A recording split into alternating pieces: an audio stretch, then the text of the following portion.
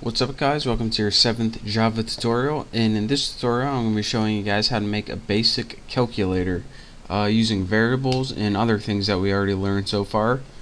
So in your last tutorial I showed you guys how to get input from a user using something called a scanner, and we're going to need that again, and I already imported it. So the first thing that we're going to want to do is go ahead and make a scanner variable. So let's go ahead and write scanner, and I'm going to name mine Bucky again, and again I'm going to set it equal to new scanner, and also I want to put system in so it knows where to get input from. So write system.in, and that's all you need to do for now. The next thing we're going to need is 3 variables. We need one variable to hold the first number, one variable to hold the second number, and our last variable is going to hold the answer. So they're going to be doubles, by the way. So you can go ahead and declare them by writing double fnum for first num. Go to your next line and write double snum for second num. Or here's a neat little trick. If you have many variables of the same type, and by type I mean double or int or something like that, since you have many double variables, you can write them all on the same line. It's a nice little shortcut. So write snum and answer. You can name your variables anything you want. I just usually have short variables since I don't feel like typing a whole lot. So the first thing we want to do on our calculator is just print a line of text that says enter first number so the user knows what to do. So go ahead, and you know how to write this: system.out.println.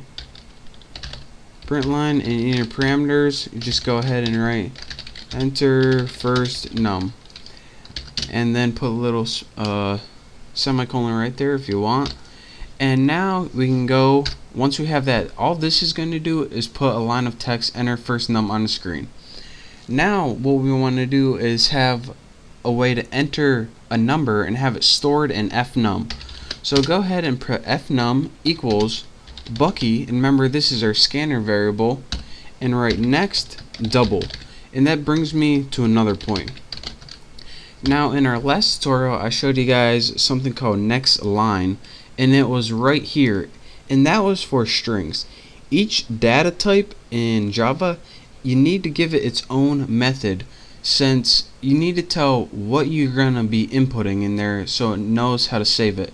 For example, if this was strings you're going to input in there, like hello, you're going to put next line, but since we're inputting a number, you're going to want next double, because double is a type of number. So now once we enter this number, and it can have decimal points, it's going to be stored in the variable fnum, and we're going to need that later. So now we have to do this exact same thing for the second number. So let's go ahead and copy this line since I'm too lazy to type it. Where's the copy? There you are at Haas. And next we want to print enter second number. And now we just need to do the same thing. Go ahead and copy this.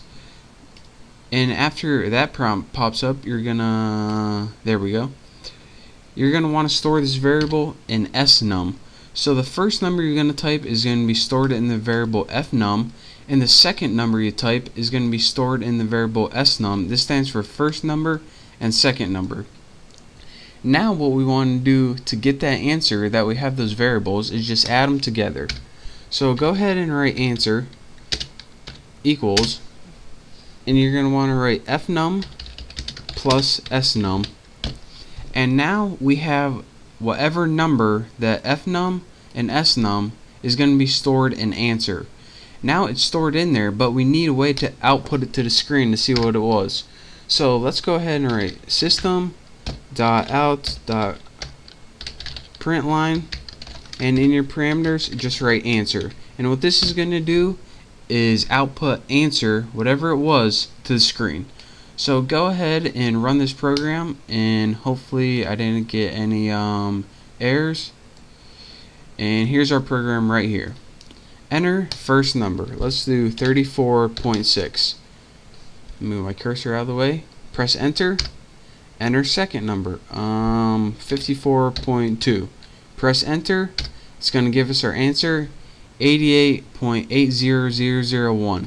And this is actually something that I want to talk to you guys about, and I will be talking to you guys about it in the next tutorial. Well, probably not in the next one, but this brings me to a good point, which we don't have time to talk about in this tutorial, but I will get to shortly.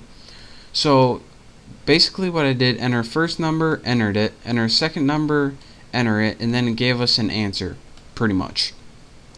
And again, to walk you through this one last time, what I did is import the scanner so I could use the Java scanner. And then I wrote everything in my main function because that's where the computer looks first. The first thing I did was write a variable for the scanner just so we could use it. Next, I made 3 variables that were double, which means numbers. First number, second number, answer. The first thing I did was have a little prompt that said enter first number, just so I knew what was going on for the user. Next, I used that little scanner variable in the next double method to have whatever I typed in the keyboard to be stored in the first number. Then I just had something that says enter second number, and then I had it have the user input something else, and whatever they inputted that time is stored in snum. And then I just outputted whatever those two were added together, the sum of that, and I just printed it out on the screen. So that's a very basic calculator, and it had one flaw in it, and that was giving us many decimal points, and I'll show you why that is in the I don't know what tutorial, but it's going to be coming up pretty soon whenever I deal with numbers. But again, that's a basic calculator. That's how you build it, using a new method called next double that we learned, and also how to combine everything we learned so far and build a functioning program. So again, practice this, get good with it, make sure you understand everything we did up to this point, and once you do, you're ready to move on to my next tutorial. So thank you guys for watching. Hopefully I see you next time, and don't forget to subscribe to my channel. So thank you, and I'll see you then.